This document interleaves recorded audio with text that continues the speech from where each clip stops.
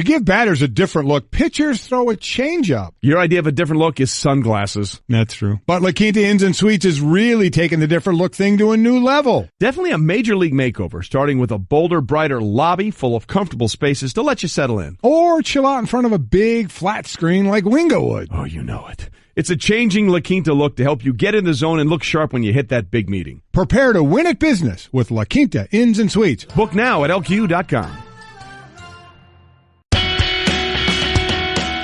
This is the best of Golic and Wingo podcast. LeBron played every single minute. The Cavs win the epic Game 7. And there's a path. There's a chance. There's an opportunity here where I just follow me here.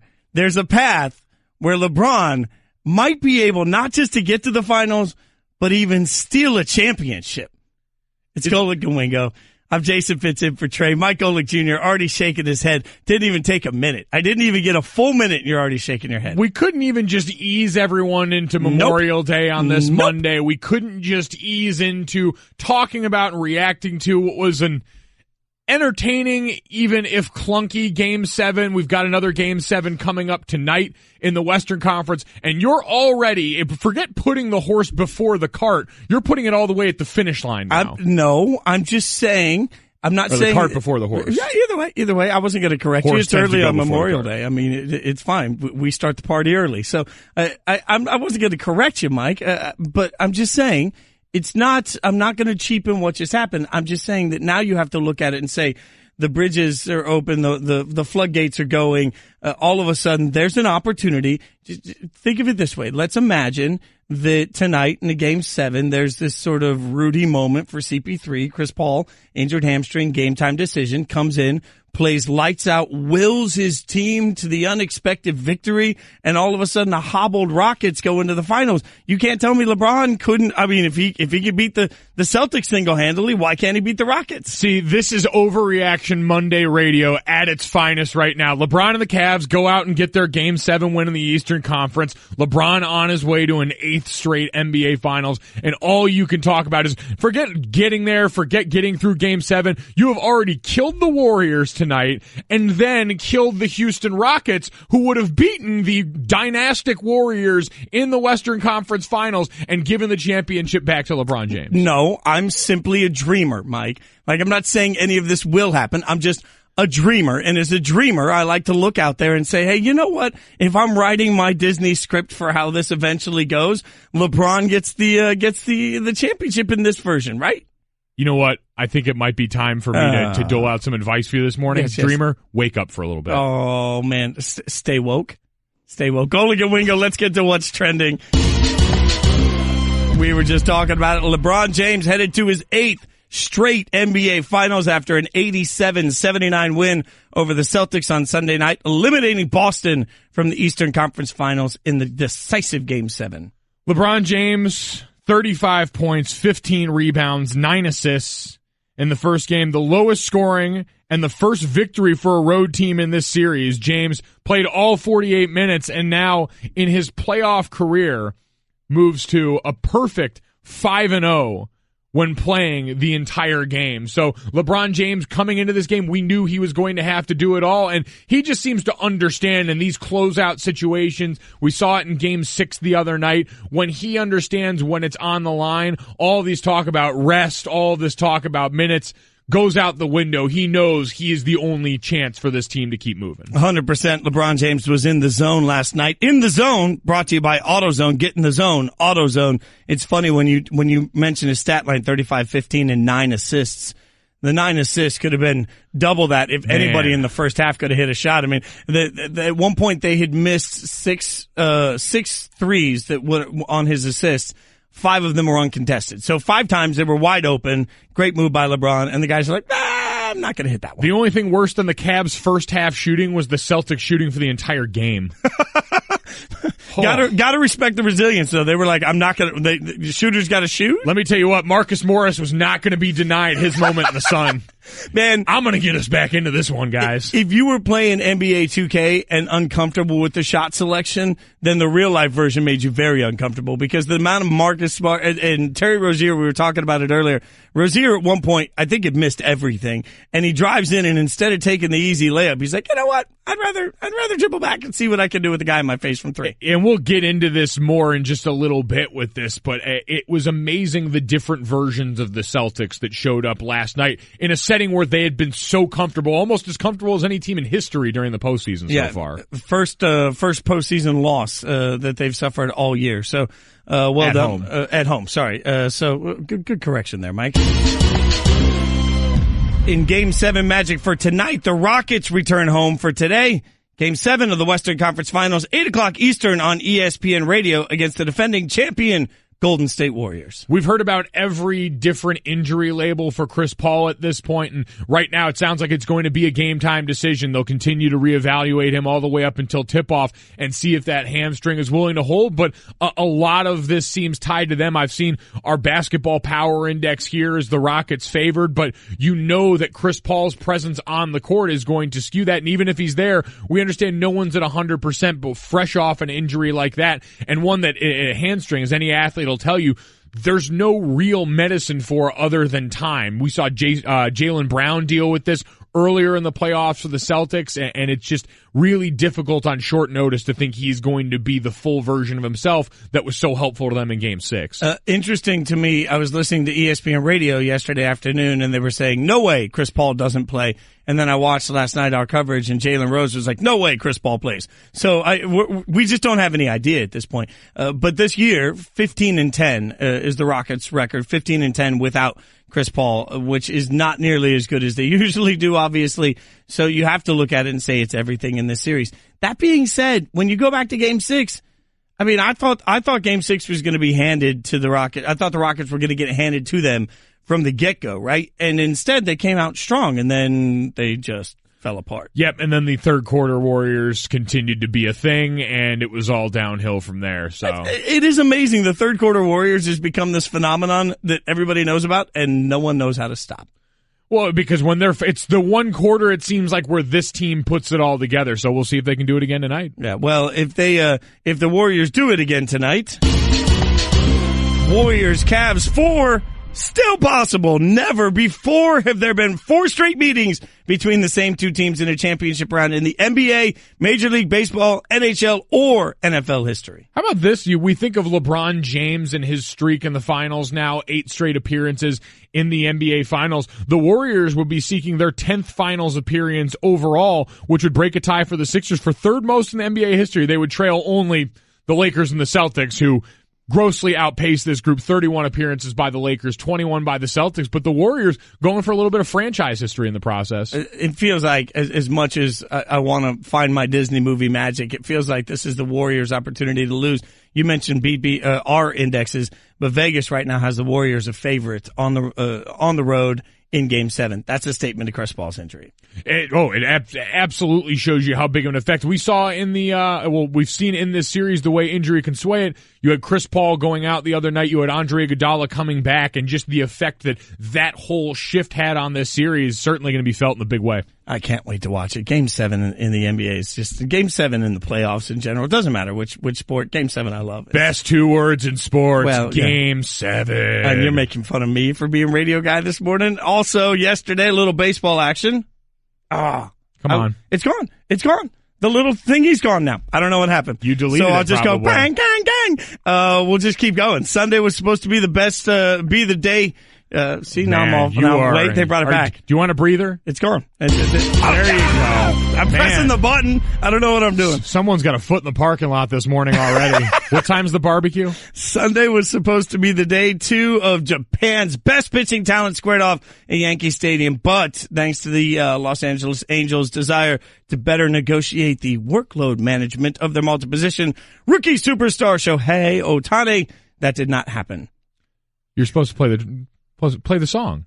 We have a song around here for Shohei Ohtani. It says Shohei drop, but I thought they did that. I don't know where it is. Man. Nobody told me that. It's our favorite song around here. Well, I'll look around and see if I can find it on this. There's so many. While you keep talking, I'll see if I can just find. There you go. I give it to you guys. Anyway, Yeah, Shohei Ohtani. Yeah, there we go. God. Anyway, Shohei Ohtani 0 for 2 as the Yankees win 3-1 against going up against Masahiro Tanaka, who, when they both played in Japan in 2013, Ohtani may have found his kryptonite here, a guy who's been the story of the young Major League Baseball season. 0 for 11 with 6 strikeouts and a walk against Tanaka when they were both players in Japan. So anyone looking in the deep dive in that matchup saw clearly this wasn't one that was going to favor Ohtani. And speaking of that win for the Yankees, they got a big one coming up today. Yankees-Astros. It's going to be spectacular on ESPN Radio. Yep, on ESPN Radio later today. The Astros, the best pitching outfit in Major League Baseball right now, going up against all those Yankee hitters. What more could you want during the cookout? It's fantastic during the cookout or during the barbecue. However you want to do it. Either way. We're going to try this again, but God knows where it's going to go. The best name ever. Will Power is the winner of the 102nd running of the Indy 500. I like Will Power's quote after the game. Doesn't remember the moments following the race. He goes, I must have screamed a lot. I didn't realize everyone is talking about screaming. So really relishing that moment, chugging milk, and a great moment for him, a guy who had won 31 IndyCar races, 45 poles in a 10-plus year career. But we know the magic, the greatest spectacle in racing there at Indy, and managed to go out and get it. So we'll have a chance to talk to Will Power later on in this show at 7:45. So be able to check in, ask him how the milk tastes. 7:45 a.m. Eastern, and that gets you caught up on what's trending. Mike, where are you on chugging milk as a general topic? I'm all in on that. So my brother introduced me to something called coffee milk, apparently, which my penchant for caffeinated beverages already put me on high alert when that got brought up, but it lives up to the hype. So big milk chugger. Coffee milk. I went unsweetened almond milk yesterday on the fantastic diet plan that I'm on. That's not tasty. No, you can't chug almond milk. Almond milk is good in other things. If you've got to like cut coffee, maybe you put a little in there. You can use it in cereal if you're a little dairy. That's actually, Will Power mentioned he's not supposed to eat dairy, so he was a little gun shy on the milk. But all things considered, don't chug almond milk. Stick to regular milk for that. Use it in the right spot. Drink responsibly. Look at that. Such spectacular advice. It's Golic and Wingo, presented by Progressive Insurance. We got a great guest list today. You mentioned Will Power at 7:45. Brian Windhorst going to join us. Wendy at 8:10. Mark Kesteser at 9:05. All phone guests on the Shell Pennzoil Performance Line. And if you miss any of them, you can listen to all 4 hours on demand in the ESPN app. I'm Jason Fitz in for Trey. Mike Golic Jr. in for Mike Golic. And so, just let's go back to this. I'm not. Yeah, all right. So walk everyone through your scenario. I'm not saying this is an inevitability or this is going to happen. I'm just going to say, in the world of, so you're telling me there's a chance. If you think about it this way, sports always give us these great gifts of like movie endings, right? So I could see a movie ending where Chris Paul comes back tonight, game time decision, bum hamstring. Comes back tonight, has his big, like, Rudy moment. You know, he has his big, like, sports movie moment, wills them to a victory. But in the process, maybe he's not 100%. Maybe he's not even 10% going into the finals. All of a sudden, you have the Rockets going into the finals, limping into the finals, no pun intended, against the Cavs and LeBron, who just single-handedly beat the Celtics. If he can single-handedly beat the Celtics, well, I don't think they stand a chance against the Warriors, a depleted Rockets team. They could beat. So there is a path here where I'm looking at it and saying, you know what? Interesting. It might not be the easiest path. It's maybe not the way that Waze would take me on the GPS, but I can see a path that gets from right where we are to LeBron hoisting a championship. Everyone else basking in what was, at the very least, a final Game 7 in the Eastern Conference Series that was close for a while down the stretch. Had some lead changes. I enjoyed hearing the stats. Basically, every quarter that we went through with a lead change was the first time we had a lead change in that quarter in this series. That's how lopsided the games had been, and we finally had it close, and you want to go down this road.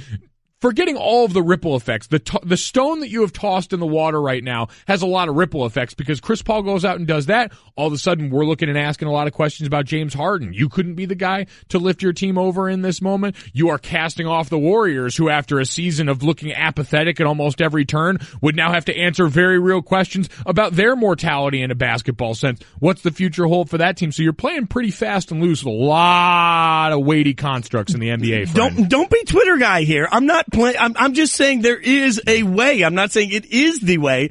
There is a way, and it at least opens up. Look, I'm a romantic, right? I'm a lover, right? You go on a couple of dates, and suddenly you're like, hey, I'm really into it. Like, that's where I am. Like, you're busy on the side.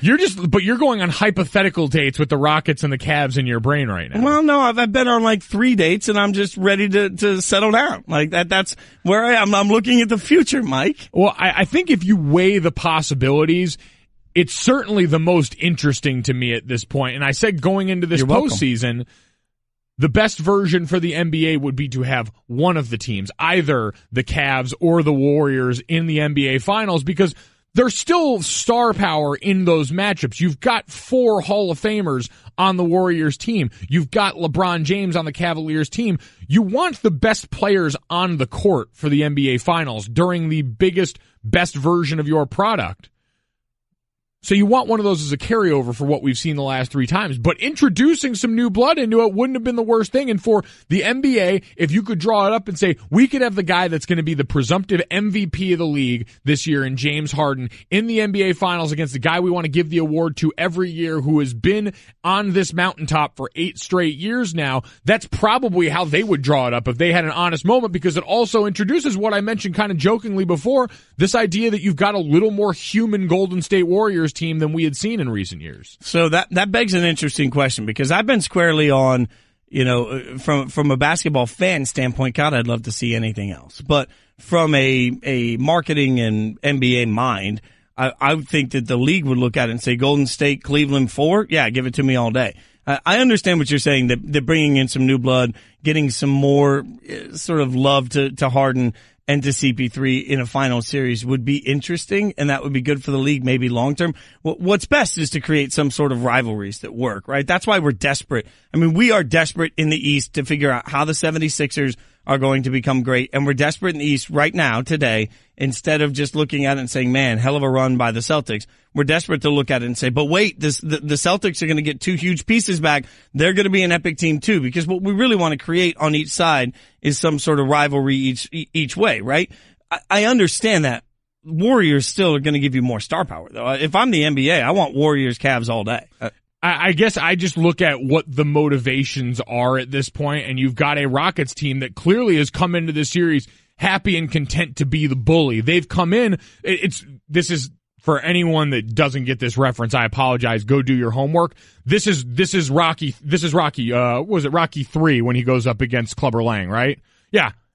I love that all of you are nodding, and yeah, I'm like, was that the one with Dolph Lundgren in it? No, it's one with Mr. T in it. When Mr. T, yeah, keep it to the actors, Mike. But he's got all of the hunger of that situation. He's got that fire that Rocky used to bring to the table, and this is what the Houston Rockets are to Golden State. This is what they've been in this series. Now, you could say Golden State's still the infinitely more talented team, and in the third quarter, we see that manifest itself pretty often. But the Rockets have managed to somehow drag the Warriors into playing their style of basketball, and the interesting thing becomes now, as we look towards this, what we saw from the Cleveland Cavaliers to beat the Celtics ended up being a lot of LeBron James isolation and then making plays off that, more or less.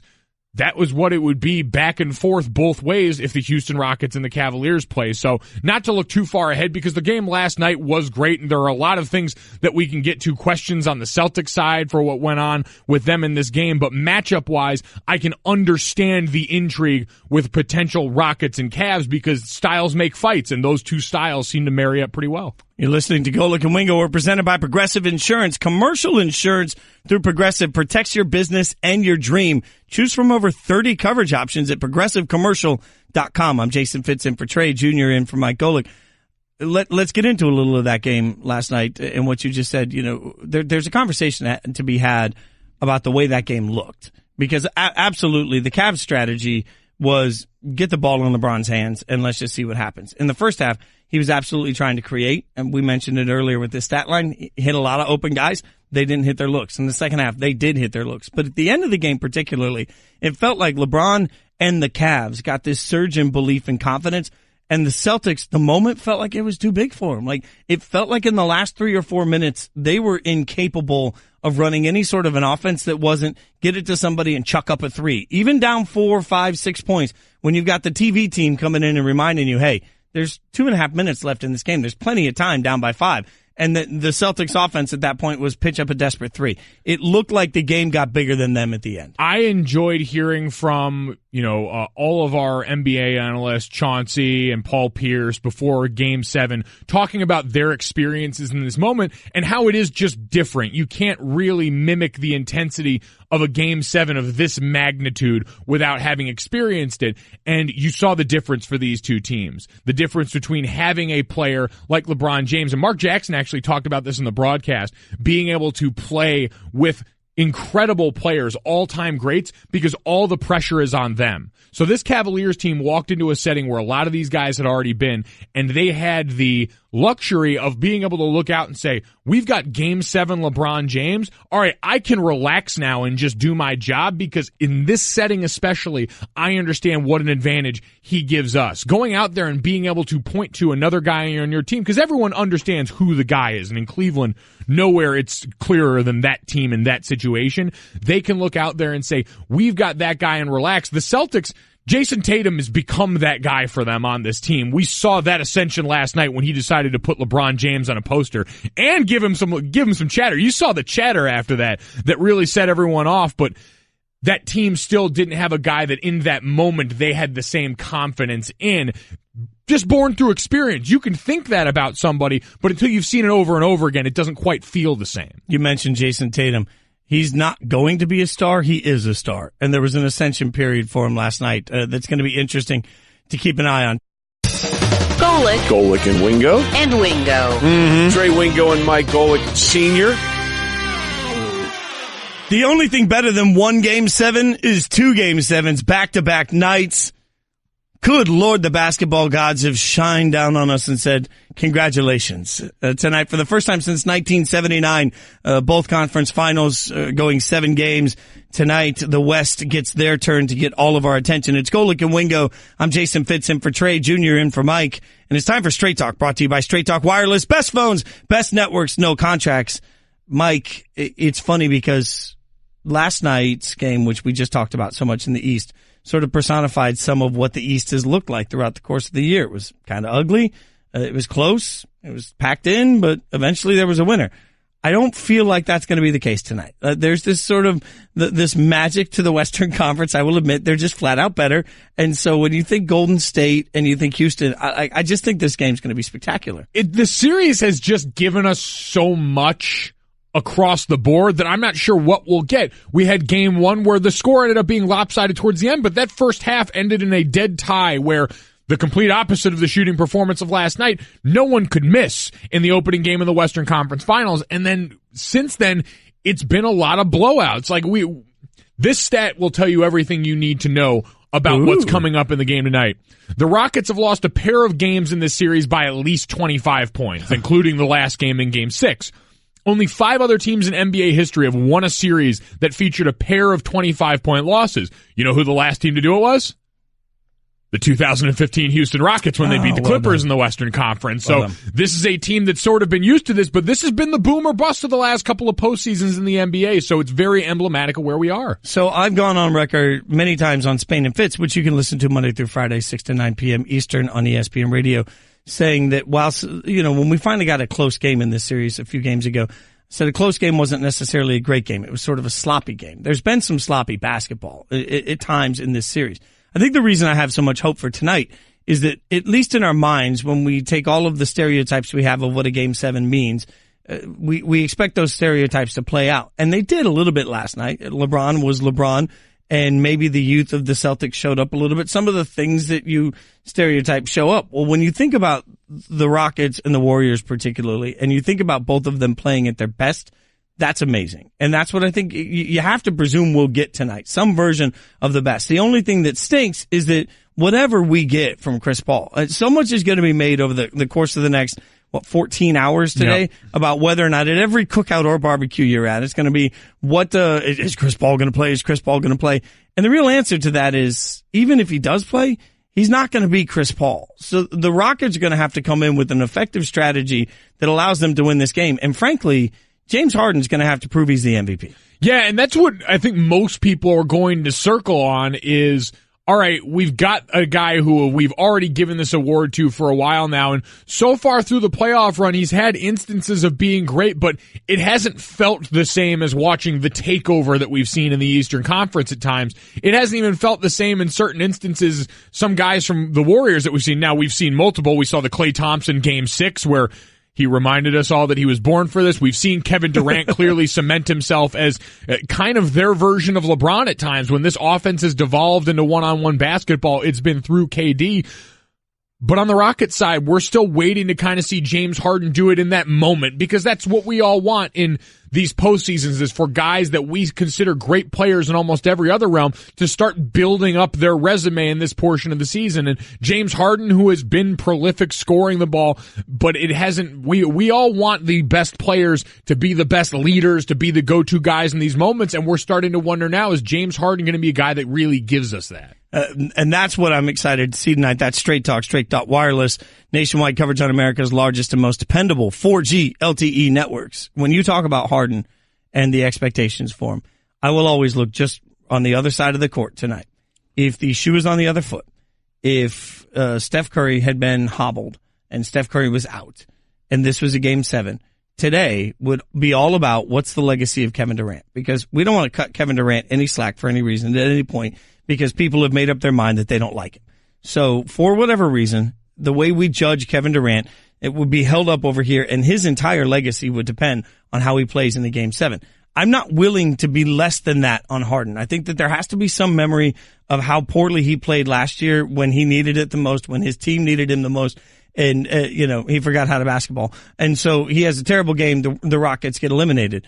There has to be some proof of concept for Harden. He has to step up at some point if he is going to be the guy that we all think he is. He has to have not just a night, but an epic night to me to justify sort of what we've put behind him as a player, as an MVP, and as a brand. Yeah, it seems misguided, but it's what we do. We look at these moments for guys that we've elevated to this next status, and when you become an MVP of the league, you become part of this next level conversation. It's what happened. You watch the expectations move. Look at Russell Westbrook this season. Went out and had arguably a better year than he did during his MVP season, but because we have changed the bar now on what success is, it's gone from, all right, this individual accolade was cool, but we want to see you drag your team to some place that they shouldn't be, a la what we're getting in the Eastern Conference. And if you can't do that for us, we're automatically going to look at you kind of side-eyed. Yeah, I mean, didn't even make the All-NBA team. I mean, that's where we went. We went from averaging a triple-double for a season as MVP worthy to, not looks good in the second team. It's good. Second team All-NBA is fine. It's fine. Yeah. It's Golic and Wingo. I'm Jason Fitz in for Trey, Jr. in for Mike. We'll get back to the Western Conference in a second, but it is Memorial Day, Mike. So I have to ask you, oh boy, if you have any weird, is anything weird going down for the Golics? Like, is there something that you're going to bring to a cookout or barbecue? No. Well, and so we've got a couple of different things that we have to address this morning in that realm, because cookout or barbecue is something that I think is culturally different depending on which side of the fence you fall on, and what you can and can't bring to said barbecue or said cookout, because I have been hearing a lot about one particular side dish and the things that certain people do with that side dish. And I want to find out how true this is, if we have taken a stereotype and run too far with it, or if there's validity. So we've got to get to the bottom of this over the course of the next 3 hours. Golic. I tell you what, a great sports night last night, no doubt about it. And Wingo. What a day, what a show, what a time. 1, 2, 3, 4. Every deck is made for standing on, but there's only one that's always had a way of standing out. So if you're looking to bring more style, comfort, and creativity to your life outdoors, call on the brand that's known for making the most in outdoor living. From decking, railing, and lighting to furniture, fencing, and framing, at Trex, we're engineering what's next in outdoor living.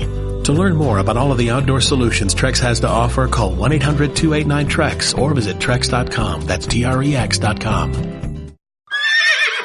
I'm a one-trick pony. Literally. I show up at kids' parties and act cute. That's pretty much it. So excuse me for being bitter when Geico says not only could we save you money on car insurance, but we do more. Like give you 24/7 access online, over the phone, or even via our award-winning mobile app. Well, ooh la la. Aren't they multi-talented? Hey, I said organic carrots. Geico. Expect great savings and a whole lot more. What if it was better than vintage LeBron?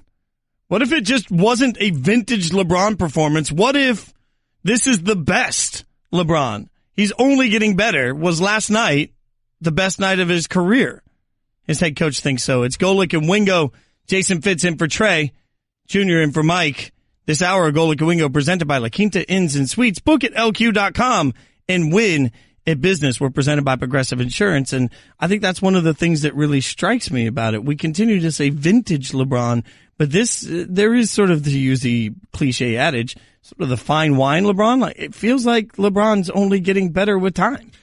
And I know it frustrates a lot of people because they think our network and sports talk in general just spends too much time covering LeBron James, but at this point, I don't know how you expect us not to when we ask our stars to step up and be at their best in the most important time of year, and you've got one guy that does it over and over again. The result shouldn't be, I'm sick of this particular guy doing it. It should be, oh my God, how is this still possible? And what we saw last night was another added layer to that. Well, Ty Lue afterwards was asked if he thought it was the best performance of LeBron's career. This is what LeBron's coach had to say about last night's epic game.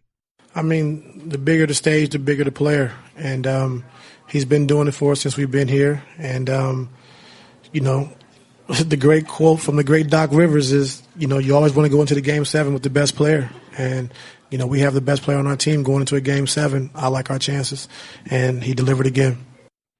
Epic night from LeBron. Ty Lue acknowledges an epic night. And the great quote from the wise Doc Clippers. Show favorite. Show favorite? Oh, yeah. Doc Clippers, my dad's favorite coach. Wow, that's Doc Clippers. He gets a little excited sometimes, says Dad. So Doc Clippers. I do remember hearing a quote from the great Doc Clippers. Yeah, that's something. You know what? Your dad's going to be with us tomorrow, so we should be nice today, right? No, we should be mean today because there's no chance if he's not on, he's not listening. Oh, so that's a fair point. You He's should not be listening. You didn't fly back and get back at midnight last night. You should be up listening to us, getting ready for the cookout. Yeah, and still, I'll ask your dad tomorrow where my golf invite is. By the way, take the over 2 hours into this show before you mention trying to get involved in the Golic and Wingo leadership retreat. Playing it classy. I would take the playing under. it classy. I'm playing it. Several people on Twitter were like, "Why haven't you asked yet?" I'm just dipping my toe in those waters. Besides, I know he's not powerful enough to affect change. I'm waiting until somebody hears. Let's get to a little bit of what's trending. LeBron James, we were just talking about it, headed to his 8th straight NBA Finals after an 87-79 win over the Celtics on Sunday night, eliminating Boston from the Eastern Conference Finals in the decisive 7th game. This first close game in the Eastern Conference Finals is also the lowest scoring and the first victory for a road team in the series. LeBron James played all 48 minutes yet again, giving this team exactly what they needed. And the difference was that supporting cast that we always talked about needing to step up. In the first half, they were, 1 of 6 off LeBron James pass attempts, including 5 of 6 open looks on mostly three-pointers. And in the second half, they start knocking down all those looks. In the second half, J.R. Smith, who's had a horrific shooting series, hit his first three-pointer in Boston of the entire series last night and decided to follow it up with 2 more. They gave this team the lift that it needed in addition to the greatness of LeBron James. Oh yeah, but once J.R. Smith started hitting them, you were like, sorry Celtics, it's just not your night. Live for another year. There's no way around it. Once he gets hot, you're done. It was J.R. Smith's tribute to Kevin Love, who is his favorite sideline amigo, the buddy cop drama that I don't want, I need. And last night, Kevin Love out in the concussion protocol still, and his team was able to step up. Most important thing for Kevin Love is I hope that he can get back and healthy in time to be cleared for the finals so that we can have an opportunity to see something competitive. Speaking of the finals, to get there, we got to get through. The Houston Rockets returning home tonight, Game 7 of the Western Conference Finals, which you can hear right here, 8 p.m. Eastern on ESPN Radio, against the defending champion, Golden State Warriors. Yep, Chris Paul's status still up in the air at this point, going to be reevaluated all the way up until the tip-off, and that really seems like the key to the game right now, the hamstring of Chris Paul after all of the work that the Rockets have done beating up the Warriors this series and getting them to play their brand of basketball. Will it come down to a player that may not be on the court or be a much lesser version of himself because of that injury? Well, and whatever version of CP3 we get, we know we're going to have to get more from James Harden. We've talked about that a lot out. We're also going to have to get more from Clint Capella, somebody that during the regular season has been money and dependable and reliable, and in the playoffs has been a little bit more hit and miss. Capella's going to have to come out and be lights out, I think, for them to have any chance in this. Well, and we've seen some of their best games early on in this series was when Trevor Ariza and PJ Tucker and the guys on this supporting cast came out and had not only just good performances, but playoff high performances for those particular players. So early on, that was what this team needed. And if Chris Paul is going to be hobbled or out, they're going to need that kind of effort again from the rest of this crew. Before we get back to some NBA, we've got to get you caught up on some racing. Busch marked off the only track where a points race victory had eluded him on Sunday night, leading 377 of 400 laps in the Coca-Cola 600 at Charlotte Motor Speedway. He's the only driver in NASCAR's modern era to win a points race at every NASCAR track on the schedule. He started on the pole, won every stage in the circuit's longest race, and left everyone else fighting for second on the way to a fourth victory of the season. So a lot of racing action in play yesterday. You had the Grand Prix going on in Monaco where Tom Brady was out just throwing passes from yacht to yacht. Everyone, no matter what your flavor was in the world of racing, they had a little something for you yesterday. I feel like that's just a Tuesday in Tomville. Like just throwing passes yacht to yacht. That is kind of what we all assume his life is, when really it's sitting in a dark film room, not eating nightshades all day. We all just assume it's yacht to yacht, Giselle somewhere being a supermodel. Yeah, well, life is great. And like an ambassador for a country and a politician. It's good to be Tom. So that gets caught up on what's trending. The only person better than Tom, ESPN NBA insider Brian Windhorst. He's joining us on the Shell Pennzoil Performance Line.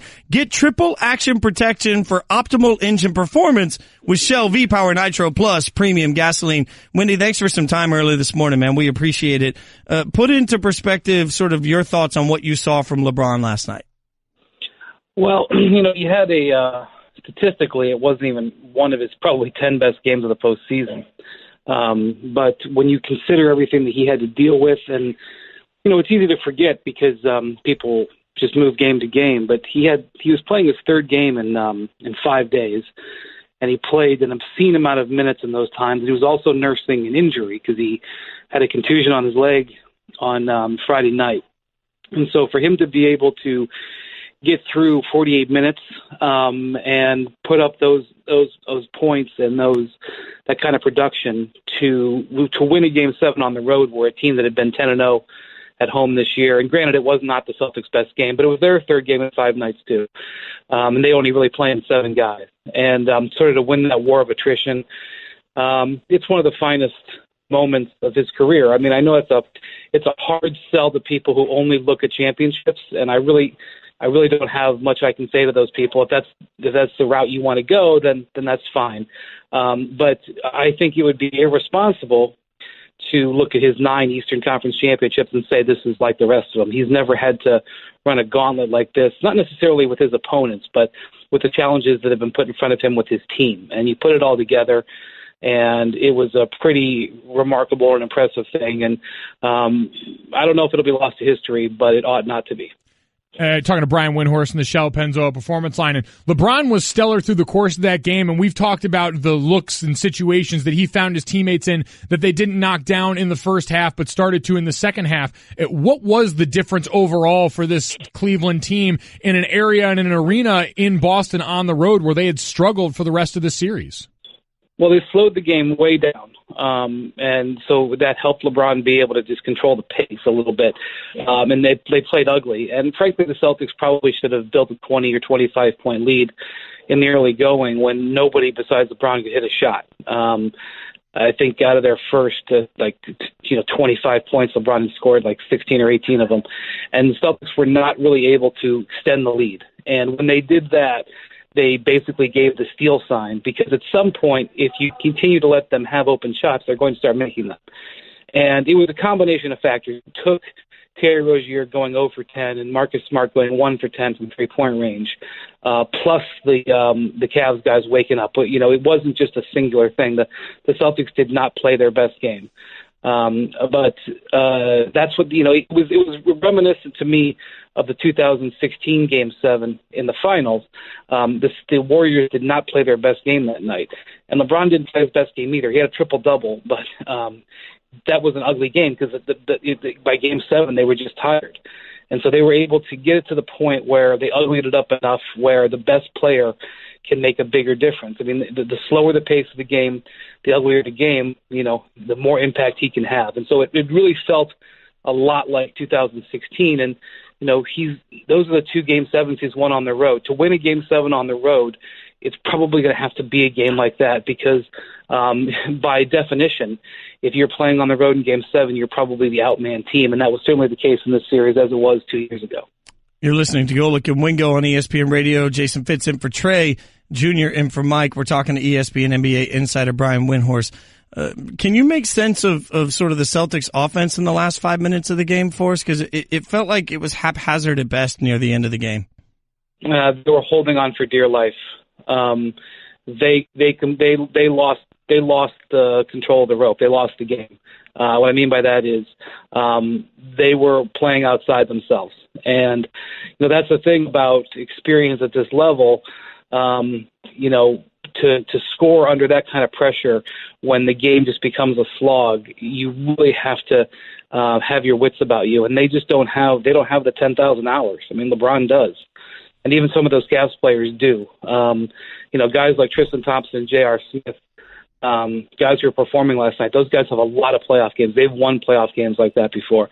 So I think the Celtics' future is incredibly bright, but they lost that game in the first half when they didn't put it away because, they were home. And had they been able to just hit a couple more shots and extend that lead out, the Cavs might have been the ones who let go of the rope. But it was not the Celtics' best performance, but I also think that they probably will look back at this and wonder, in 2 or 3 years they'll look back at this and laugh and slap their foreheads and, can't believe. LeBron definitely got away with beating a team that was a little bit young, and he knows that he won't probably get away with that even in a year. But last night that was the case, and he did get away with it.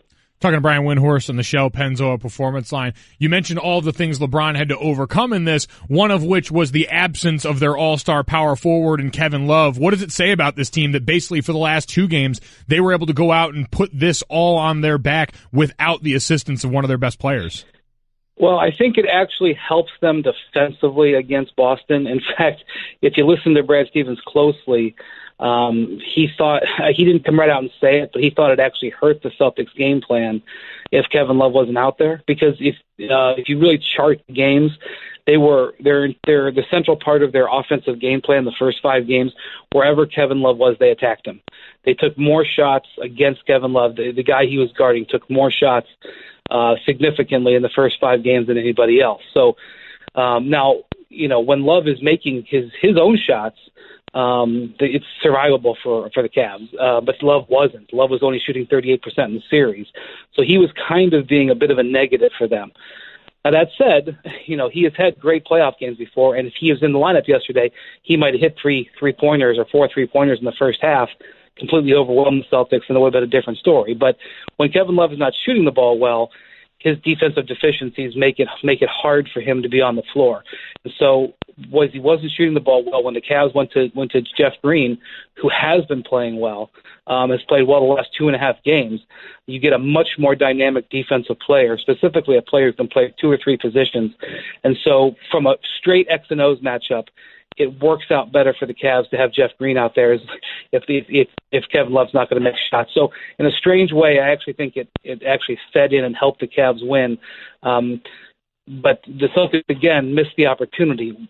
With nobody helping LeBron, with no Kevin Love out there to help him early on, they needed to step on the Cavs' throats, and they let them get back in the game. They let them have a close game at halftime when they should have been way ahead, and it mitigated the Love loss. Wendy, real quick before we let you go, I understand the answer of, well, LeBron can do anything. But realistically, when you look at this Cavs team top to bottom, do you think they can compete with whoever comes out of the West in the finals? No, probably not. But they should have lost the first round, to be honest with you. The Pacers were the better team. So they will continue to work that, and they'll open the door for the team that they play to give them a game or two. Chris Paul will not be ready to start the finals, I don't believe. And Andre Iguodala he's questionable at best, going forward. And those teams are going to have less time off, and they're only playing like 7 guys each. So the Cavs may have a very slim just rest and depth advantage going in, but over the course of a long series, I find it next to impossible. But you play it out. This is what I would say, the same thing I said in 2016, which is you run out the ground ball. You run out the ground ball because you don't know if there's a sprained ankle or something like that can change the thing, and that's the way I'm sure they're going to approach it. Speaking of ankles and hamstrings, how do you see those injuries playing out in the Game 7 tonight in the Western Conference? We know Chris Paul is still questionable, being evaluated right up until the tip-off. If this team has to go without him or with him very hobbled, how does this affect Game 7? I would be absolutely stunned if Chris Paul played in that game. And if he did, it would be a Willis Reed symbolic situation. That both of those teams are banged up a little bit. Those teams have played a lot of minutes. Also playing their third game in 5 days. I'm not expecting the best basketball there either. So I think it'll probably be a grind, but I think the Warriors have so much firepower, and especially without Chris Paul, it's going to be hard at home. Houston really needs a transcendent game from a fringe player. They need, they need Eric Gordon to have 28 points. They need, something like that to, they PJ Tucker to have 22 points. They really need someone to deliver in a way we don't expect it, which sometimes happens at home in the playoffs. Follow him on Twitter at Windhorse ESPN. Brian, we appreciate your time. Thanks for coming on with us, my friend. Thanks, Brian. Take care. So it's interesting because not only did he say CP3, he'd be stunned to play tonight, he doesn't think CP3, he doesn't think Chris Paul, should they win tonight, will be ready for the beginning of the finals. Yeah, that's a pretty damning proclamation for a team, and he mentioned it. This is why you continue to just try and run out the ground ball is really the perfect analogy for this, because we go into every season essentially saying the same thing, that if everything holds and you don't factor in injury, the Warriors should win everything. But we understand in sports, injury is the surest part of this. Like to say, I said it the other day and I had to catch myself. It feels like we're getting cheated at this stage by not having full strength Chris Paul out on the court, by having an Andre Iguodala that's less than stellar. But then I remembered, God, playing football especially, that's sports. You're never all healthy. If by the grace of God you have made it through a season where all of your star performance, everyone top to bottom is healthy, you are probably going to win whatever championship your sport has, because that's a next to impossible feat with how violent, with how physically demanding all of these sports are over the course of such a long season at such a high level. So it's unfortunate, but it's a reminder that this is the most true version of sports that exists, which is it is largely imperfect. And in very few instances are we going to get true healthy strength on true healthy strength. You're listening to Golic and Wingo. We're presented by 1-800-Flowers.com. Surprise a friend or loved one or anyone really today with a bouquet from 1-800-Flowers.com. When you order a dozen multicolored roses for only $29.99, you get another dozen absolutely free. Just go to 1-800-Flowers.com/ESPN. I'm Jason Fitz in for Trey Jr. and for Mike. And I understand what you're saying, that obviously you never get healthy on healthy, but when you only have a couple of teams that can really compete with each other, that's the one thing you're hoping for, right, at some level. But all of this does feed so you're telling me there's a chance theory, because Wendy just said CP3 may not even be ready to go at the beginning of the finals. LeBron's going to be sitting there ready to cherry pick against the Rockets team should they win tonight somehow by miracle. Should they win, LeBron's sitting there and he's like, I'm going to give me a ring. Listen, I understand. It was just, you weren't 10 seconds into this show before you already start just popping off at the mouth with that. That was my only aversion. You're right. That is the lesser of the two paths for them, especially considering how banged up they are, because when they're banged up, what did Wendy and really I just said before, Brian, I would like credit for some of this take, but PJ Tucker, Trevor Ariza, and the rest of these guys. You did actually throw those names out there. There doing some basketball. Yeah, but you get these guys that would have to step up, and we say that for them.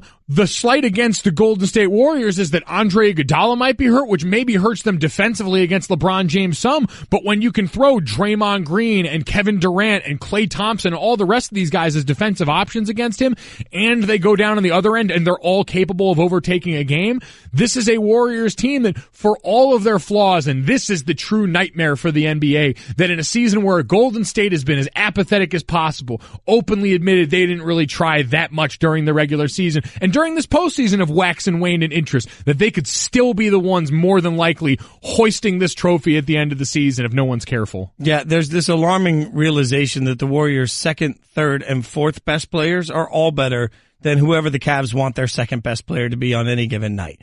That's a stellar amount. Like, their second, third, and fourth players are all that much better. I don't know, man. 20-point Jeff Green is out here in these streets, and he would like a word with you. Oh, well, he can have a word with me all day. He doesn't want a word with Draymond. No. That's all I'm saying. That's where he calls it quits. He's like, I'm absolutely out. We'll continue to break down all things NBA over the course of the morning. Golic and Wingo. It was all sort of one big giant Jell-O mold. It's very interesting where that went. Half of the NBA Finals matchup is set. You just heard it. LeBron gets the Game 7 win. The Celtics go down at home for the first time in the playoffs.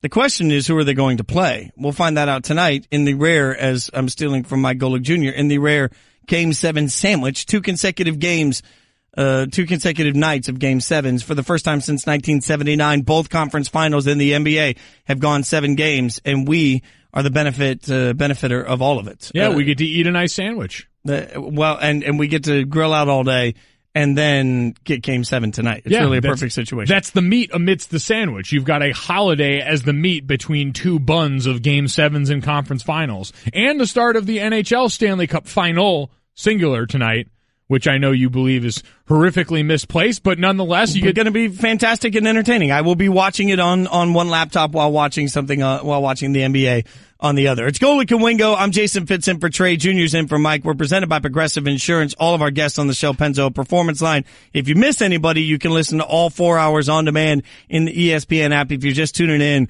Brian Windhorst dropped some knowledge on us last hour you don't want to miss. And the coolest name in all of sports, Willpower, fresh off of an Indy 500 win, came on with us earlier in the show too. So you can get to all of that out on the podcast version. But before we go any further, we need to get you caught up on what's trending. With LeBron James icing down in the locker room after playing all 48 minutes to assure a 4th straight trip to the NBA Finals for the Cleveland Cavaliers on Sunday. Yeah, this is interesting, too. So Cavaliers owner Dan Gilbert reflected on the win in an adjacent room and said he is not allowing James's potential free agency this summer to swallow up that moment.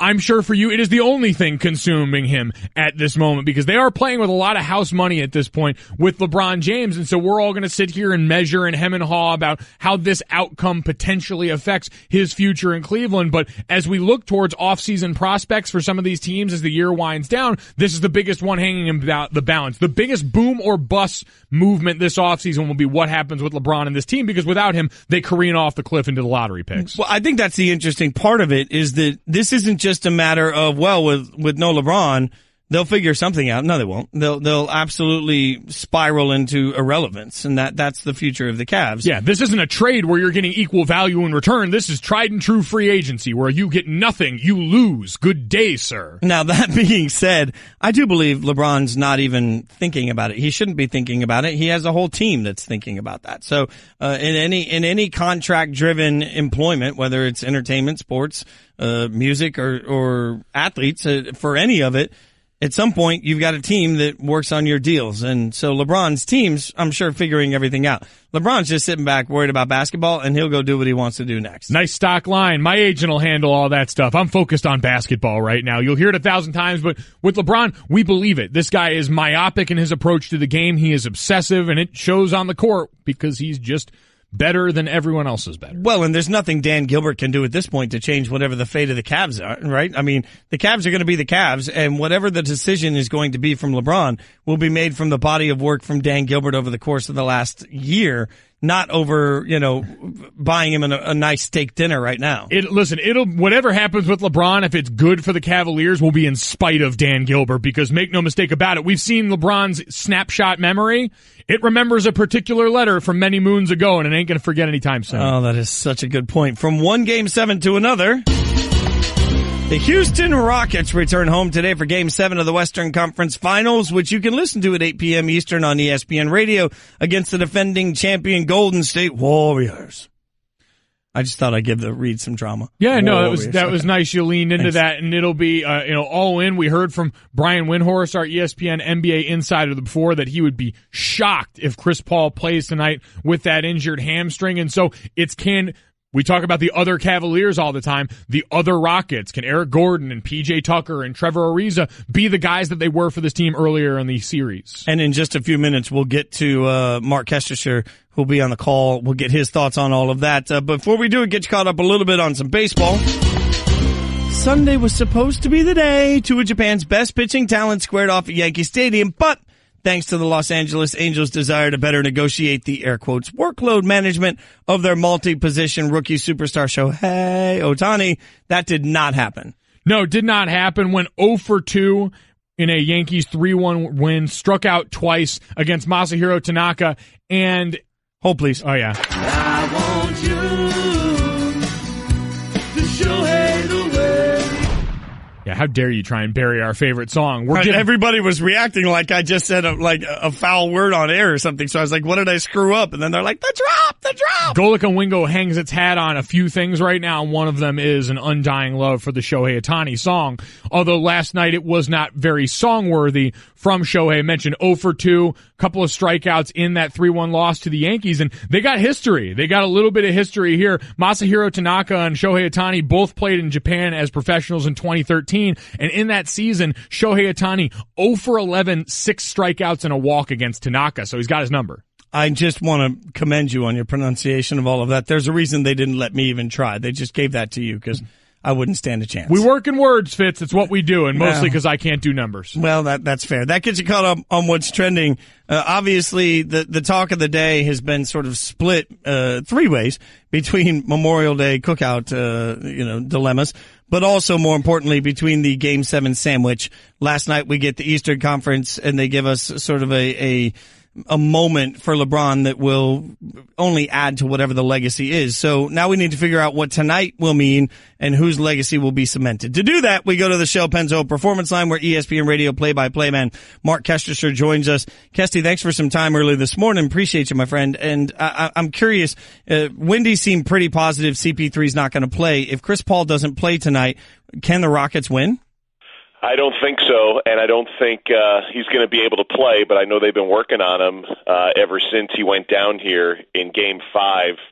From what I had heard in the travel day yesterday from San Francisco back here to Houston was, yes, treatment is ongoing, perhaps it's feeling better, but I think the big story is that obviously he hadn't tested it out yet. And you guys know, I'm sure both of you have had pulls of the hamstring. We all have, right? Playing softball, whatever we do at our older age. Maybe, Mike, when you were younger, that's a tough one to come back from. That might be a 2 or 3 week injury during the regular season. And as good as you feel after laying off it for 3 days, that first time you get out there and cut and pop or try to explode, and you could feel it. You can feel it. I would be stunned.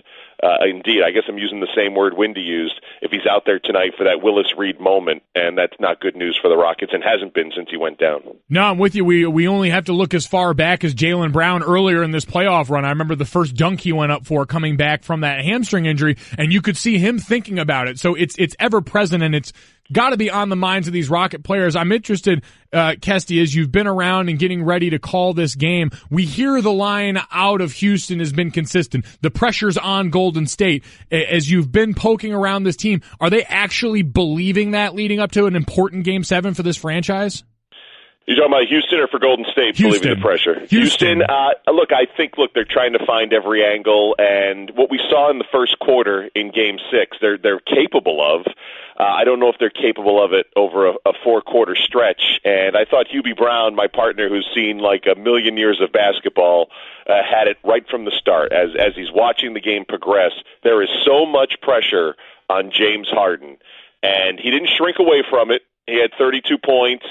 I know he had missed a zillion 3-pointers, and then he hit 2 big ones and got them going in the first quarter. But he's the only playmaker out there. Eric Gordon is a great player. I enjoy watching him play. Excellent sixth man. He could start anywhere in the league, but he's not the secondary playmaker that Chris Paul has been, that has taken the load off of James Harden all season long. Harden's numbers as the playmaker, their top 5 plays, whether it's Harden pounding the basketball into the court in isolation or the various pick and rolls with Ariza or with Capella, or with P.J. Tucker and even Gerald Green, he was the guy, and I think that fatigue showed itself in the second half when the minutes were piling up and the turnovers were piling up for Houston, 21 of them, and Golden State's going in the other direction. I mean, that was a flurry that was even unlike what we saw in Game 4 before the Warriors only scored 12 points in the fourth quarter. They terribly missed Chris Paul just in the playmaking end, and even if they put it together for 2 quarters, for them to be able to do what the Cavaliers did last night, keep it close, play that tough defense, and then somehow surge in the last 5 or 6 minutes, you're asking an awful lot. They're capable, yes, but they're going to have to get some help from Golden State on that end. We're talking to ESPN Radio NBA play-by-play Mark Kestecher on the Shell Penzo Performance Line. I'm trying to figure out at this point sort of who Golden State is, because we've seen a couple of meltdowns from them, and then they didn't particularly start well in the last game. Is this team playing as focused and quality basketball as you expected at this point? No, not at all. Look, the way they finished the year through whatever it was, resting up, the 4th year of this run together, it just wasn't crisp for all of season, especially in the last month of the season. And some of that, Curry goes out late in the year and then early into the postseason. But then they flip that switch, especially the defensive switch. Draymond Green turned it on the first day of the postseason, and they got it rolling. Curry came back, that first game back. They're looking like the Warriors of old. New Orleans wanted to run with them in the second round when Curry came back. That kind of lent itself to Golden State basketball, and it looked like they were right there. I credit the Houston Rockets for their approach defensively to get up in Golden State, feel them, as they like to say, force them into positions that weren't comfortable. Kevin Durant, might be the best currently one-on-one player in the league. You can debate that with LeBron James or whomever else, James Harden. His ability to shoot over you and shoot from anywhere on the floor. And I think Houston banked on the fact that, all right, we're going to let you do that. And, that's going to bog down your offense. And it did. Curry and Thompson and all the guys that move off the ball, that all disappeared. And then they got into a bad place for a couple of games. And then they got out of it somehow in the second half and really started in the second quarter of the last game. That was the first time we saw hints of, whoa, here comes Golden State's offense. Thompson's coming off down screens and curling around the edges. And I think a lot of that was Curry playmaking. And they found it again. They found a great balance. Can that translate from 6 to 7 and moving forward? We'll see. But at least for a moment there, for a half, a little more than a half, we saw the Golden State of old. Now we got to see it consistently. Yeah, and I guess talking to Mark Kestecher on the Shell Penzo Performance Line, we've seen it come from different guys, but we've always seen it come at the same time. As you've been watching this unfold and been around this, what has been so consistently great about the Warriors in the third quarter, coming out of that halftime locker room that we've seen time and time again now? That is remarkable because we've been given that. We've been updating that stat every time we come out of halftime, whether they're trailing a game, tied at a game, barely winning a game. I don't know what it is. We've asked Steve Kerr about that. He'd like to take credit for the halftime speech and laugh, as he tells us that. There's just something about that late arrival, if you will. I don't know if you could put your finger on it. Maybe, a lot of times it's the building. It feels like it happens at the Oracle more than any other place. But it is uncanny that they are able to, whether they catch you off guard, it shouldn't be. It's the first thing everybody thinks about, right? Now when you come back from halftime is, here comes the Golden State run. And whether it's a couple of early turnovers or in the case of Game 6, that was a broken play to start the third quarter. Ball ends up in the hands of Klay Thompson right in front of us, hits a three-pointer. They get a stop. Durant gets a dunk. They get a stop, and then it's Klay Thompson on the other side for a three-pointer. It's 8-0 in less than a minute, and it supercharges the crowd. It puts a little doubt in the opponent's head, and I don't know how they do it, but they consistently do it.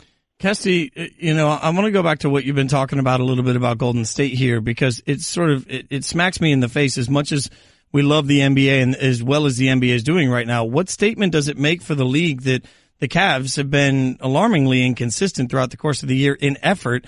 And it sounds like the Warriors are sort of unengaged at times or disengaged at times, and that could end up being our final. I mean, what statement does that make about the league?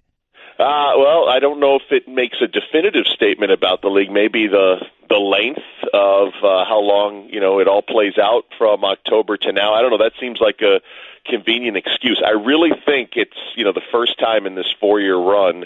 I don't want to call it a flaw in the Warriors, but it's a long time coming, and it's hard to keep this run of, I don't want to call it perfection, but it felt like it. Last year adding Kevin Durant, and I mostly did Warriors games last year as I have this year. I've been very West-centric in the last 2 years, and the domination with which they won their championship last year was to the other side, right? When people would ask me, what does it say about the league when Golden State is so good and nobody can compete? I think it's more on them.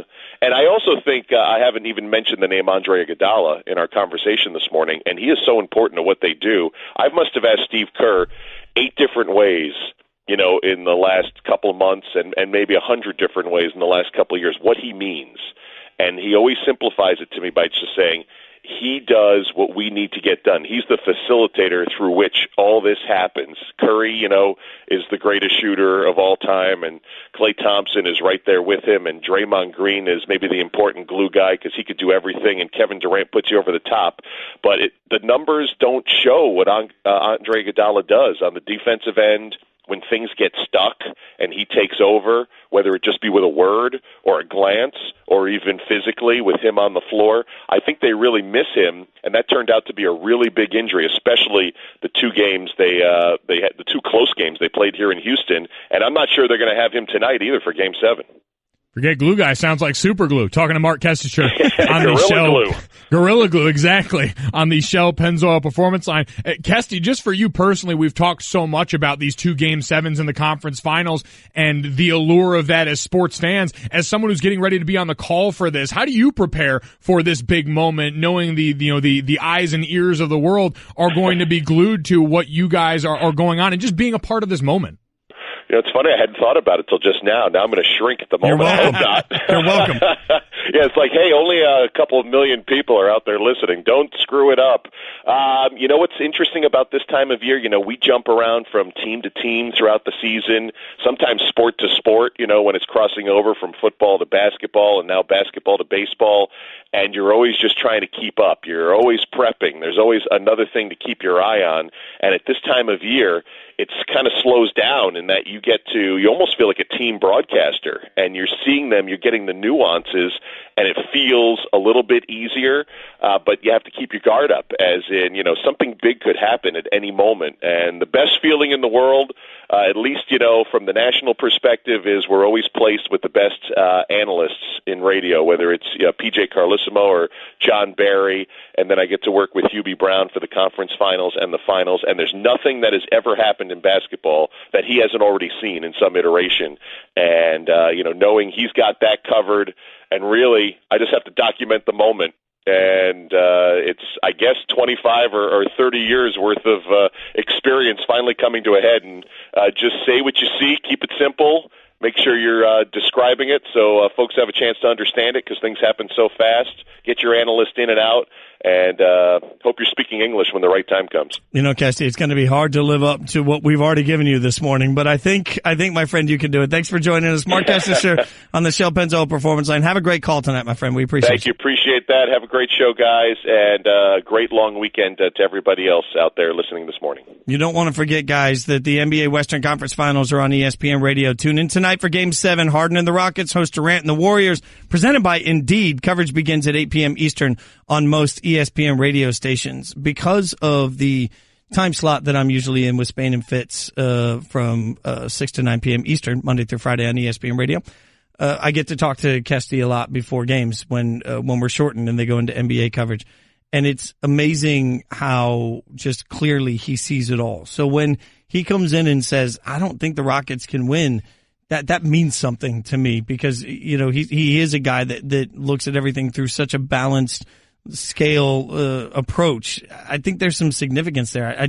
I want tonight to be epic. I don't know if it can be. No, it is. And to his point, when you have this much time to focus on something, it's very much like sports. You get to this time of year and you know the book on LeBron James because he's got that storied history in this league. You know the minor details and the tendencies of every player you're going up against. James Harden's going to look out there from Golden State tonight, and there'll be some adjustments, but for the most part, he knows what he's going to get. Steph Curry, Kevin Durant, these guys know what they're going to get out of this. And it's the same for Mark and the guys that are on the call. Like, you have all this time. I remember preparing for a national championship game. We had 40 days to prepare. You walked into that feeling as ready for that moment as ever. And, then sometimes things don't always work out, so you've got to keep that in mind too, but you do have this unbelievable amount of prep time for everyone involved in these situations right now. And like he said, it's all made better when you've got a great teammate that you can rely on. Whether that's a great analyst or whether it's James looking out and having to see James Harden. Like, James Harden has to provide that for the Rockets tonight. I don't know if he's looked at with those eyes in that locker room, but as the best player, for better or for worse, if you're not the voice, you at least need to be the force out on the court that can relax guys a little bit, that can say, all right, James is coming out early and he's setting a tone. I can play a little bit better because I know he's got us. It's Golic and Wingo. I'm Jason Fitz in for Trey Jr. and for Mike. And to that extent, I don't think Harden's legacy, which is always a weird conversation. Yeah. But I don't think the way we perceive Harden currently, right now, changes if they don't win this game. I don't believe that, because we all know how good the Warriors are, and we all know that without CP3, this is a huge task. It would change for the positive if he comes out and has one of those epic once-in-a-lifetime nights and somehow they win. So this is one of those, like, playing with house money. I know that's an overused phrase, but I think Harden has a lot to gain and very little to lose in this. He just can't do the thing last year. He can't disappear completely. You can't have that. If you go out there and play a good game, and we heard Wendy before and talking to Kesty, this idea that tonight, because of how banged up these teams are and because of how long the season is, we didn't see great basketball last night in the Eastern Conference game, and we might not see great basketball again tonight. It could be close, it can be competitive, but it could be a bit of a slog. And so you just can't go out there and lay an egg. If you go out and have a good game and still lose to a team that on their best day should win going away in this entire league, there's no shame in that. But there is a great deal of shame that will remind you of if you disappear on that stage again. It's a great point that Kesty and Wendy have both told us, that they expect tonight's game to be ugly and a grind because of the amount of rest that these guys haven't gotten lately, how worn down everybody is. It's going to be interesting to see that grind. I still feel like that all leans towards Golden State. Coming up next, Isaiah Thomas is an NBA Hall of Famer that played against Jordan, and he's now chimed in on the LeBron Jordan debate in a way that you didn't think he might. We'll tell you that next. Golic and Wingo. Let's not expect too much. There's only one person out there that's expecting way too much out of this guy too early. We know who that is. It's his father.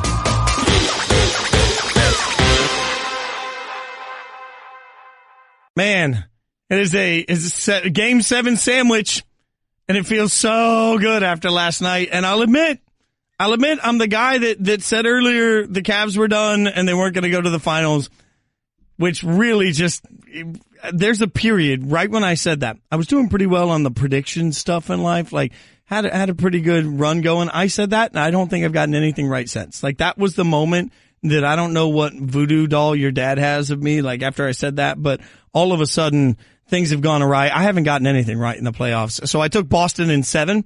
I lost that. I was very close to being precise on that, and instead I'm absolutely an idiot because LeBron and the Celtics sort of showed their age. We talk so much about the age of the 76ers being a young basketball team. We forget the Celtics are actually younger. And I think all of those things showed last night. It's Golic and Wingo. I'm Jason Fitz in for Trey. Junior's in for Mike. We're presented by Progressive Insurance. Also presented by Dollar Shave Club. Upgrade to shaving with a fresh blade whenever you want for just a fraction of the price, simply by joining DollarShaveClub.com today. You didn't trust the true process. See, now you have to look at your process and adjust, because that's what it's all about, and that's what the Cavaliers did this season. Everyone got suckered in to the January Cavs, and really January LeBron, which outside of the third quarter Warriors is the most consistent force in the NBA. Every January, LeBron James is going to give you some reason to doubt. There's going to be some complaint, and this year, I heard him talking about it after the game last night. He said, Mid-season, when we had to make all those changes, he goes, I had to adjust my way of thinking. I wanted to get as much out of this season as I could. I wanted to get as much out of this group as I could and stop focusing on the wrong things. He adjusted his process, and now he gets to go to an 8th straight NBA Finals. You can adjust your process and maybe get better at picking, but probably not. Probably not. No, I'm too dug in and stubborn. We all know that at this point. But ultimately, what this comes down to is LeBron. And it's funny, I said earlier that we want to say vintage LeBron. But there's a point where I don't buy that. I buy that LeBron might right now be playing better than vintage. Like, if you did the video game version of 2007 LeBron versus 2017 LeBron, I think that the 2018 version we're getting right now would whoop the younger one. I think he's that much better. He's bigger, stronger, and he's smarter. He's just better. That's the weird place we've found ourselves, this weird cross-section in sports with some of the best athletes we have right now who are also some of the oldest. We see it with Tom Brady in the NFL. We see it with LeBron James. We see it in tennis with Roger Federer. And if Tiger Woods, when he comes back to this, we see these guys with unbelievable ability. And it's really more the three former than the latter because attrition has gotten to Tiger Woods' body. But for the rest of these guys, they've managed to stay healthy. They've managed to stay at a physical peak much longer than we've expected. And so when you combine that with all of the wealth of knowledge that comes with their experience, you create something that's basically unbeatable. So this all feeds into the LeBron Jordan debate. We have an interesting twist on this. Don't make up your mind on this yet. First of all, last night it started with Kobe Bryant being very reasonable and maybe one of the most reasonable takes I've heard on this. We can enjoy one without tearing down one. I love what he's doing. Don't debate don't debate what can't be definitively won by anyone. That makes sense. And then he hashtagged, enjoy my 5, enjoy MJ6, enjoy LB Quest. I love this. Like, Kobe's coming in and saying, hey. Kobe is a smart guy. Mm-hmm. Kobe is a very smart guy because you know what he's saying? I'm not involved in this conversation enough for my liking.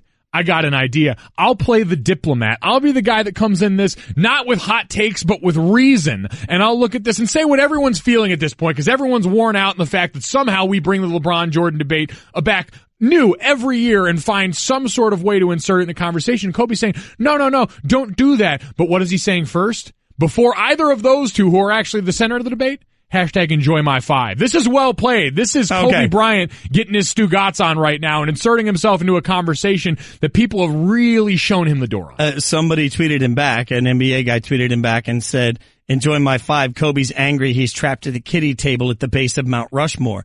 Kobe actually clapped back to that and said, hashtag Annie, hashtag Oscar, hashtag Emmy. Safe to say I'm focused on another mountain, but I'm guessing it's hard to fathom athletes supporting other athletes to be great. Hashtag simple minds. He's calling you a simple mind. No, I said Kobe Bryant is brilliant. He plays this in a perfect way. He's Teflon or right he's now. Just supportive. Kobe Bryant's he's halfway to an EGOT at this point. This guy has got levels to his game. He's like LeBron James. He's built up that mountain outside of sports, and so he can come in and say stuff like this. It's all a net benefit for Kobe. You can't win in this realm because, again, it's not a debate that has a winner or loser. Well, and check out Detail, by the way, on ESPN Plus. Great stuff. Oh my God, it's fantastic. I'm surprised that would have been the next level to this. Just hashtag Detail at the end. That would have been the only level up on this. That's a free one for you, Kobe. That's if there's only one reason to get. There's many reasons, but if you're going to pick one reason to get ESPN Plus Detail, is it's it. But this debate gets a little bit different now because we have somebody chiming in that played against Jordan. All right, this is not the Isaiah Thomas that we're saying where what's going on with his career. No, this is not that Isaiah Thomas. Isaiah Thomas, the NBA Hall of Famer, he that played against Jordan in those famous bad boy days, has chimed in on the LeBron v. Jordan debate. Check this out. And I say this with no disrespect to Jordan, and every time I say this, I get, well, Isaiah hates Jordan, doesn't like him, so forth and so on. That has nothing to do with it. But what I'm witnessing and seeing in LeBron James as a complete basketball player dominating this period of time, I haven't seen anyone else do that in all league with the exception of two people, and that's Kareem Abdul-Jabbar and Bill Russell. Woo! So that's on Get Up this morning, where Isaiah Thomas just throws it out that if you want to talk most dominant players, he's got Kareem, Bill Russell, And so at this point, he just is established with that. Kareem, Bill Russell, LeBron, all ahead of Jordan. I'm telling you, these guys all follow the formula. Like, you want to get your voice heard out there in the masses, talk about LeBron and Jordan. And if you want to take it to the next level, be an old guy that talks about how much better LeBron is than Jordan, or be a young guy that says that Jordan is better than LeBron right now. That's the secret sauce, the contrarian play that'll make sure that your sound gets played all throughout the day. You do have a fair point in the fact that I have to qualify which Isaiah Thomas I'm talking about. So there is some level of bringing he's putting his name back out there. He's putting his name back out There's there. nothing wrong with that either. Get yourself a little bit of pub. If we're all going to be dumb enough to sit around and continue to have this argument, you might as well at least get your shine in it.